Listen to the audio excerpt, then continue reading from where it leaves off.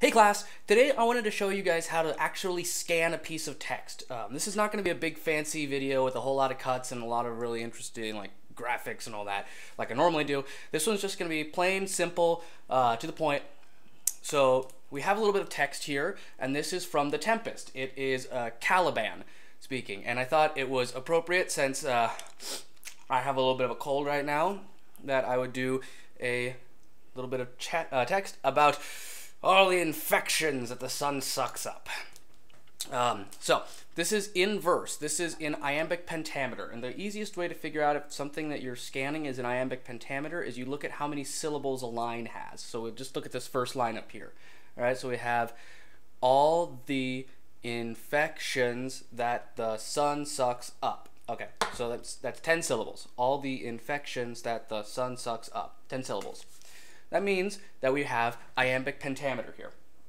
The pentameter part meaning 5, because if you remember from my earlier videos about scansion, each foot in a line of iambic pentameter has 2 syllables. So 10 divided by 2 is 5. Pentameter, as in pentagon, pentagram, 5-sided, 5. So pentameter.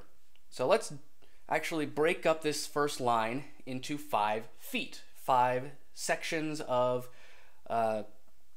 2-syllable bits, little feet. Okay, so we have all the is 1, infect is 2, shuns that, the sun sucks up. Okay, we have 5 feet. 1, 2, 3, 4, 5. Cool. Ooh, can't quite see the 5 over there. You can almost see the 5. Here, I'll put it a little bit lower. Boom, boom, bump. Okay. So those are our 5 feet. Now that we know we have 5 feet, we're going to figure out which ones of these feet, or which syllables in these feet, have stresses. And this is the basics of scanning. This is what anyone does when they scan text. This is from all the way from your classmates up to Sari and McKellen. They all do it this exact same way. Okay? So let's look at it each foot at a time. Okay? All the. Now this bit of text, I chose it because it has some cool irregularities in it. And here, right off the bat, we've hit an irregularity. Because Caliban is trying to come off forcefully in this curse. This is all a big curse against Prospero, his master. He's coming off forcefully. He would want to hit the first word very hard. So instead of this being an iamb, this is actually a trochee. And if you remember from the trochee video I made, a trochee is stressed, unstressed. So let me make that U a little bit more. There we go. So all the. And now we go on to infect, which sounds exactly like I said it. Infect, which is unstressed, boop, stressed. Boop. Shuns that, unstressed, stressed. The sun sucks up. Okay. Now that kind of, this one isn't the best example of the caveman sentence philosophy that I talked about in my scansion basics video, but it's pretty close. So if we were to look at this as like a caveman sentence of only the stressed words, we have all fecks that sun up. It doesn't quite work. But you get the point. There's first line. All the infections that the sun sucks up. Now let's move on to our next line. Let's look at how many feet we've got. From bogs, fens, flats, on prosp, fall, and make him. All right. Interesting. We have how many syllables? From bogs, fen, flats, on prosper, fall, and make him. We have 11 syllables, which means that this is a feminine line, which has 11 syllables, but it's still iambic. So this one here, we know that that is going to be unstressed. And then we can actually kind of work backwards from there. We can say, okay, if that is unstressed, we know that, then this one here, probably stressed, that's probably unstressed, that's probably stressed, that's probably unstressed, stressed, unstressed, stressed, unstressed, stressed, unstressed. We can move backwards from that point. And look, we have a perfectly iambic line. Except for maybe this second foot here. This one, there's a possibility that this is what's called a spondee.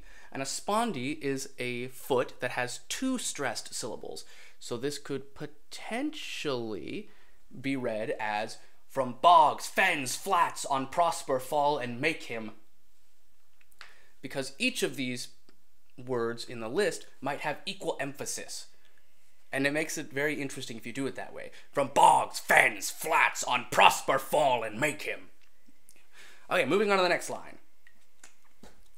Let's do exactly what we did before. We'll figure out our feet, and then we'll move into actually scanning. By inch, these, his spirits, okay. Oh, I think I just made a little mistake there. Cool, so this happens often, even to the best scanners, the best people, the best metricians, the best people who deal with scanning all the time. This happens where they'll go and they'll think, okay, that's where the foot ends there, but then on further analysis they realize, nope, that's not actually where the foot ends. So his spear, I thought maybe it's elided, and his spirits hear me. Doesn't quite work. His spear, so there's a foot there. Whoop, whoop. It's hear me.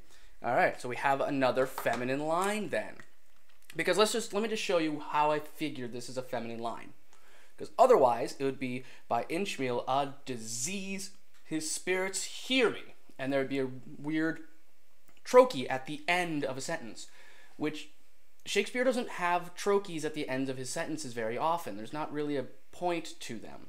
And if there's a trochee at the end of a sentence, it might be that somewhere in the middle of that line there was a word that you elided or maybe didn't put enough syllables into, and it's actually feminine. So we can go ahead and do another feminine. So hear me, it's spear his z's diz a meal inch by. Okay, so I did the backwards technique again, and let's see how that worked out. By Inchmeal a disease, his spirits hear me. All right, so that sounds pretty natural to me, because the word Inchmeal, you would emphasize the first syllable, Inchmeal. So by Inchmeal a disease, and this which is stressed, might actually be a medial stress. This is something that I haven't talked about, and this is something that I don't particularly use a whole lot because I just know that it's supposed to be stressed, and I just kind of unstress it a little bit. But the way to write that is, instead of the little dash there, instead of this dash, the upward dash, you just do a little side dash. So that just means that it is the stressed syllable of the foot, but it's not super stressed, and it's not a pyrrhic. It's not too unstressed. You know that there's a bit of a stress on that A, but it's not important. It's not a super important A. All right, moving on to the next line. And yet I needs must curse, but they'll nor pinch. All right, here we go. We have reached our very first wonderful, perfectly iambic line, I believe. Let's find out. And yet I needs must curse, but they'll nor pinch. All right, let's read that one out. Let's read that out as a caveman sentence, and let's see if that worked there. Yet needs curse, they'll pinch. Yet needs curse, they'll pinch. All right, that kind of makes sense as a caveman sentence, actually. Yet needs curse, they'll pinch. Saying that even though I need to curse him, they're going to pinch me. Which is exactly what that line is saying. And yet I needs must curse, but they'll nor pinch. Fright me with urchin shows, pitch me in the mire, nor leave me like a firebrand in the dark. And the rest of the line here is, unless he bid 'em. So saying that they will still pinch him if he curses. Okay, let's move on to the next line. Fright me with urchin shows, pitch me in the mire. Okay, let's try and figure this one out. I think this is another trochee at the beginning. Fright me. Because it's not fright me. Who else are they frighting? He's the only person on the island that they are going to be frighting. So, fright me with urch in shows. I think we have another trochee here. Pitch me i' the mire. And this is an elided word, ither. It's the two words in the, but it's squished together to make ither. So, fright me with urchin shows, pitch me in the mire. There's a kind of nice little bounce there. Fright me with urchin shows, pitch me in the mire. And we have our final line here. Nor lead me like a firebrand in... Ooh. Nor lead me like a firebrand in the dark. Yep. All right. Let's see if this is perfectly regular. Nor lead me like a firebrand in the dark. And ... because there's more to this line, but this is a good amount of text. Any longer than this, and I think it'd be overkill. So let's take a look at what we've done so far. We have figured out that in each of these lines, there are 5 feet, except for in the feminine lines. Let me put a little F next to the feminine lines so we can see. Boom, boom, F, feminine, feminine. That here we have, technically we have 5.5 feet because we have 1 foot, 2 feet, 3 feet, 4 feet, 5 feet, and a little left over at the end there. We also have encountered trochees. We have a trochee here, and we have a trochee here, and a trochee here. And we have encountered a spondee. We have a spondee here. And we encountered a medial stress where we have possibly that. Or, you know, if you really, really, really wanted to, you could make that a pyrrhic, which means that that is not stressed at all. That is unstressed. So it would be by Inchmeal a disease. But then you'd have 3 unstressed syllables right there, and that actually leads to kind of a rushed sound. By Inchmeal a disease, his spirits hear me. His spirits hear me, rather. It takes a little bit of practice to get this stuff right. Yeah, and we've encountered some perfectly regular lines. We have an I am.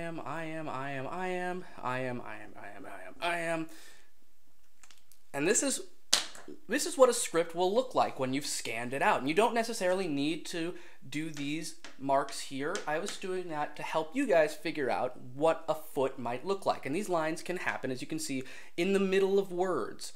In the middle of words, because words will have multiple syllables, and that's not exactly how we're not chunking these out by word. We're chunking them out by syllable.